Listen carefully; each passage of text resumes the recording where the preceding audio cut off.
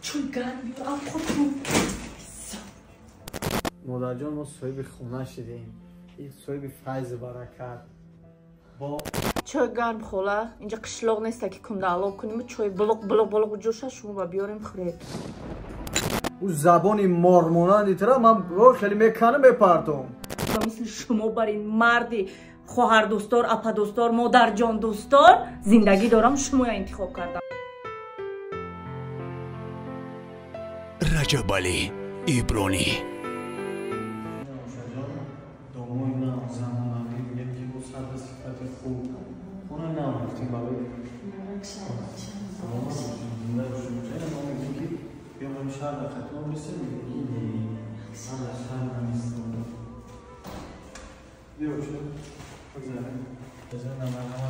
ای مبارک شوه مبارک شوه.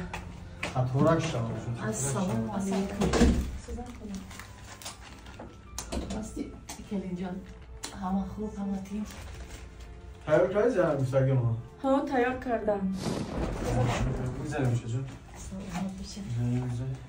بگی کوب شوی پای خود با خود سوسترم بید تنگه چه جمع خوش آمدی؟ سلامت بشه مبارک شوه خانه ایلم بچه مبارک شوه. سلامت باشه چه جمع زنده باشه. بچه مبارک شوه نصیب کنه در بچه با خودت نصیب کنه با بچه ها نصیب کنه بچه خانه با فیض و برکت شوه خانه شوه که دوی ما شما در اینجا خوشبختانه زندگی کنیم نصیب کنه بچه. خوش آمدین مادر جان. همین قدم اینه که مادر در حقیقت نکنیم. آمدن شما ببین که مادر جان ما صاحب خونه شدیم. این صاحب فیض برکت با کار ببین مادر جان صاحب با یک مغازه دیگه شدیم. یک مغازه نوی خودمون مادر جان شدیم. با برای ما میگیم که شرایط فراهم میاره مادر جان. بار دیگر مادر جان خوش آمدین زنده و سربلند باشین. همش ای مهنت های شما ای زحمت های شما ای کوشش های شما وابستگی داره مادر جان. مینداری مادر عزیز. اما فکر میکنیم که این دفعه قبول میکنی نه مادر جون دیگه نمیرین دیگه. مبارک باشه بچه نصیب کنه تا بچه مهم سلامتیه. همین سلامت که باشیم شما دیگه میرین ما شهر میبیاییم هیچ گم نیست. باید یک کس در دیگه زندگی کنه باید کسی دیگه در شهر زندگی کنه هیچ گم نیست. شما خانه ما مهمان میشید ما خانه شما مهمان میشید بچه. سرشو چون گرم بیارم خودتون.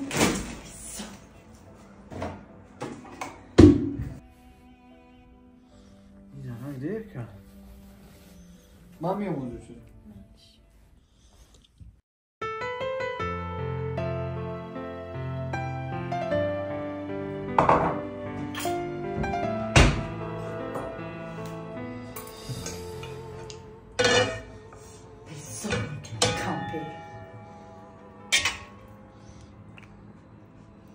گوشت کلونم طرف مونم یا چشم میامده که این گوشت و تشکیلی آورده نده.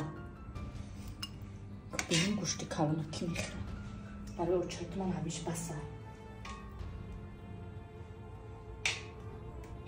نخرید بسه برای گوشت خور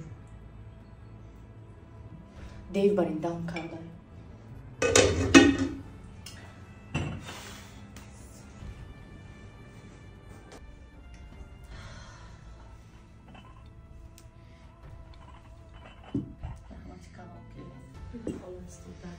زحمت دادیم در رجب علی نیست؟ نه برو آمدن کدام جوراشون تلفن کرده اون کس هم جوراشون و جونشون چه خیلی شده که همیشه بر وقت خونه دارم ساعتی 10-11 شام خونه میدرویم خصوصا یکم روز نمیبینی در خونه. رجب علی جورا باز بود نبود که؟ خیلی نبودن شدن چی من جورا باز کردم؟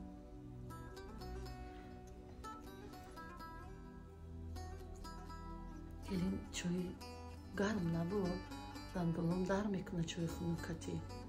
چای گرم خوله اینجا قشلاق نیست که کنده علاب کنیم چای بلق جوشه شما با بیاریم خورید.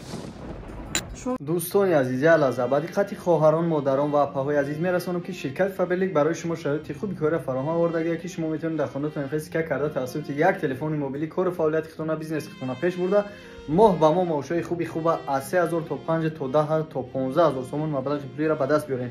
برای به کار قبول شدن دوستان عزیز شما در نه دیپلم لازمه نه زبان‌های خارجی را دانستن لازمه و نفرایی که در کارخانه‌های دولتی یا کارخانه‌های خصوصی کار میکنه شما را اپاجانکای ما میتونید در پلنی با شرکت فابریک 3000 5000 مثال معاش به دست بیارین. دانشجو دخترک شما را 100% میتونید که کار کنین. برای به کار قبول شدن شما چیکار میکنید؟ یگان جا نمیرین، فقط رقمای بالای اکران اپای شکرونه اپای ما همین اپا قطعی ما یک سال زیاد میشه که کار فعالیت میکنم. این همین اپا جونا که ما می نویسیم در واتساپ شاینام رجب علی ابرانی اپای ما تمام نازکی‌های کار عینال تا با آخر شما را نقطه به نقطه میفهمونه یادتون میته و شما را میتونید که رنگین همین اپای ما یعنی که پول کار کردن بگیرین و در آینده رنگین همین اپاجانی ما دایرکت شین. برای همین دوستان عزیز همه کسا در نمرهای واتساپ اپاجانی ما می نویسیم و نگفتن همونه که بغیر معاشی که شما میگیرین دوستان عزیز همون نفرایی که فعالانه کار میکنن شرکت فابریک یعنی که با تحفه ها بگیم که شما را سرفراز میگردونه. از آن جمله 3 بلیت برای یعنی که خانه خدا سفر کردن. همه کسا دوستان عزیز بنویسین ممکنه که خودت ببری. گلیم چای گرم نبود دندونم در میکنه چای خنکتی. چای گرم خوله اینجا قشلاق نیست که کندالاب کنیم چای بلوق جوشه شما بیاریم خورید. شما میدونید که اینجا شهر سومی سویت کار میکنه سویت قیمت سومی موسورتی سومی آبتی سومی سویتی همه چیز سوم اینجا شهر. قشلاق شما نیست که همه چی به سوم و به چیز باشه. چی اکنون خونه خریدیم فکر میکنیم میلیونر شدیم. بچه‌تون در یگان زواد طلا کار میکنه.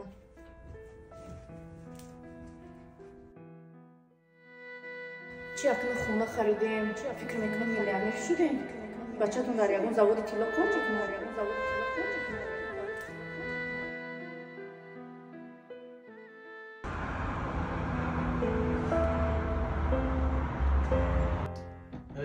چه زنده باشی چه خیلی گذشت دیگه سر تماشا شهر معقول شد همین انگورا را میگم چه یا یکم ضرر ندارن که باید قره انگور شهر یا میوه شهر یا هم میوه کشلا بوده اوچه جان همینجا هم خودش همین دشنبه هم خودش کوهستان اوچه جان این همین انگور شهر گرفتم گیرین ای اوچه من زنده باشی چه بده ای دستوی دو با همه خیلی بامزه بودی ای روش شما شما دنیه اوچه باور میکنه اوچه ای روزی که همین شما اومدین اوچه نه خستگی را حس میکنم فقط همین خچی میدونم که در کار بارم پیشرفته در کار بارم برکت ده چند ای اوچه جان خیلی که با بدن شما برای ما یک دولت یک پیشرفت اوچه باور کنین اوچه جان همین قدر میگم که نرین قشلوق با کاری ختم با گپ ختم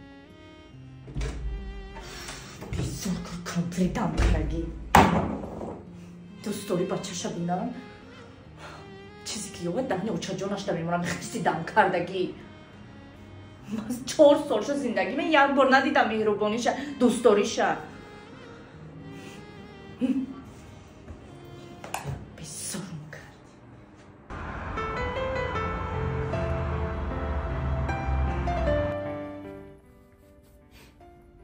زنک او زنک نبای مردک بیا ایجا زنک نبای مردک زنک پاسپورت ما بیاره بعد یاد لباس ما نمیگی چی باید اینجا کجا میری؟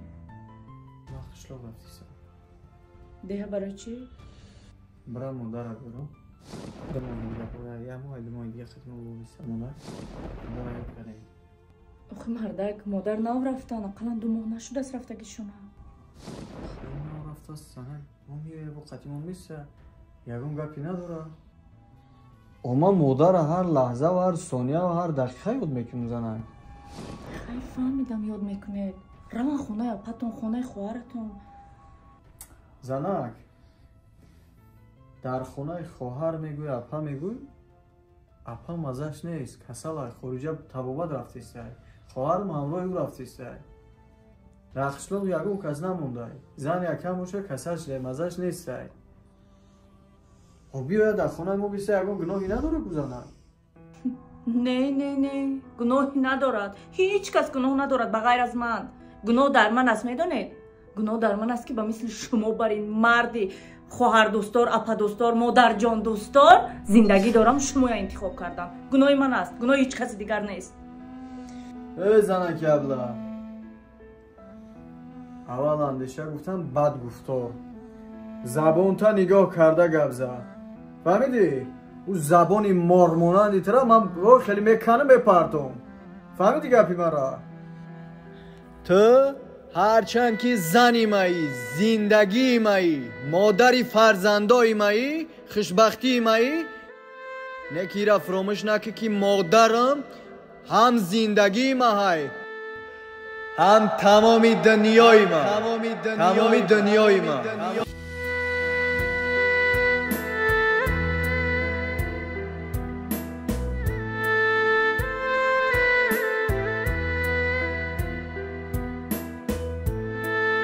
رجب علی ایبرانی.